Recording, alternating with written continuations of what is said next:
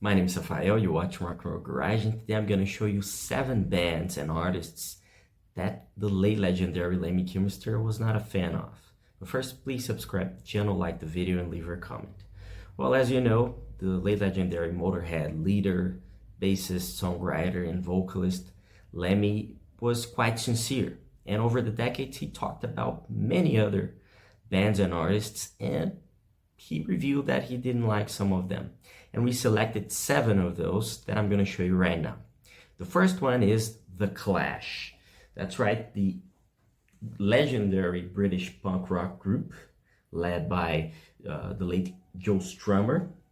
And Lemmy criticized them a couple of times. Like in an interview with Steam magazine in 2009, he said, "I never liked The Clash. They sounded like old music, dressed up as punk. The Ramones were geniuses though. Joey especially had a nose for rock and roll, and we were friends, although we weren't close when he died. I hate to see people on the way out. I prefer to remember him as he was."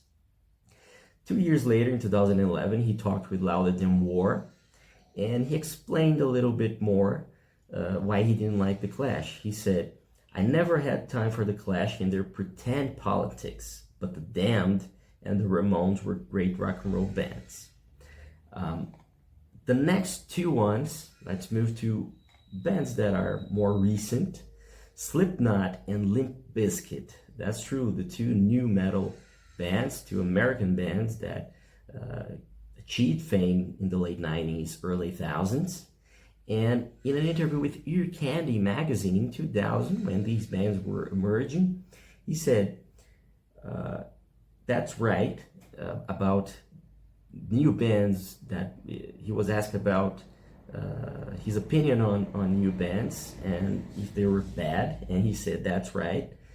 And fucking people like Limp Bizkit, I don't understand it. I don't understand their success. What the fuck is this? It's just rubbish. You're just garage attendants with fucking gas mask on.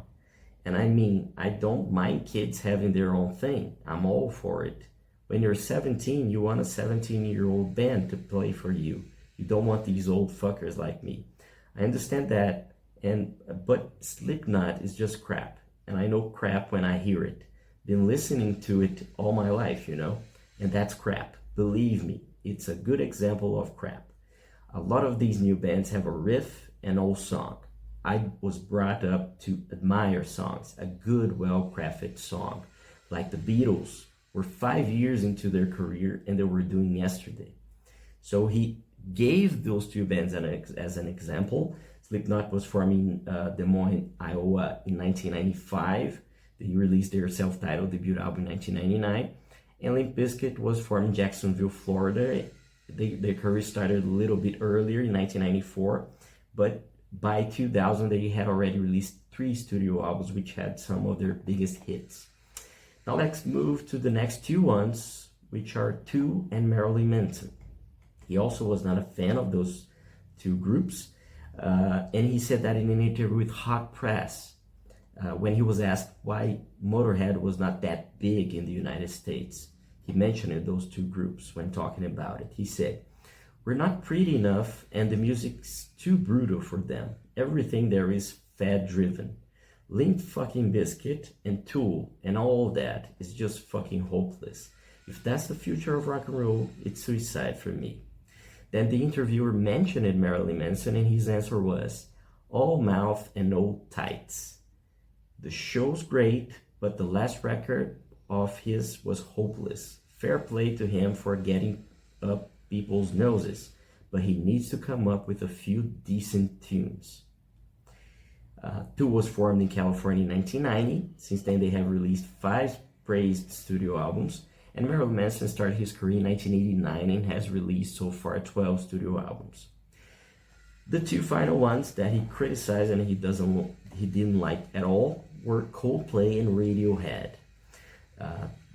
He said in an interview with Stay Thirsty Media in 2010 about these bands, he said, "Rock and roll always comes back, There's no fighting, and these people think they can kill rock and roll. They might as well try and stop the flood, There's no way.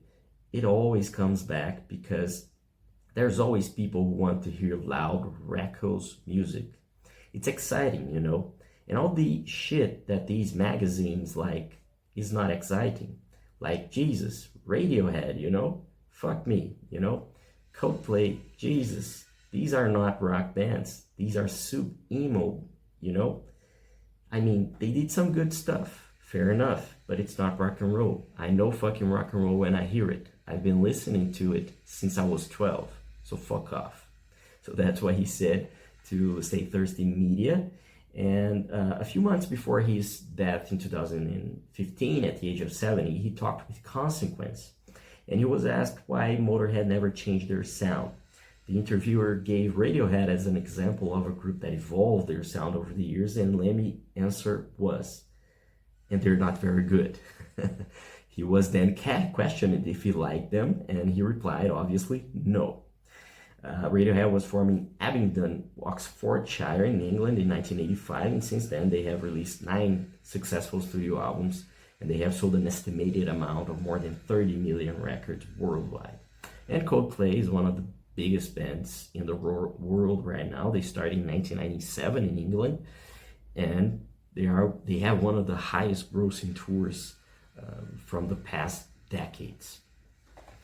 And that's it. I hope you liked the video. These are some of the bands that the late legendary Lemmy Kilmister didn't like. Please tell me if you like some of these, if he was wrong or if he was right. From these ones, I'm a big fan of The Clash, so I don't agree with Lemmy on that. But so far, I'm not a big fan of Tool, I'm not a fan of Marilyn Manson, I'm not a fan of Coldplay, but I like a few songs from Radiohead. I like a few songs from Limp Bizkit, but I'm not a huge fan of any of these bands. Just The Clash, that I think is one of the greatest punk rock bands of all time, although they were not pure punk rock music. I think their sound mixed a lot of other things, I guess, I believe. And that's it. Don't forget to subscribe to the channel, like the video, leave a comment, and if you want to read more, go to the description and visit the article we wrote about it on rockandrollgarage.com. Thank you for watching, and see you later.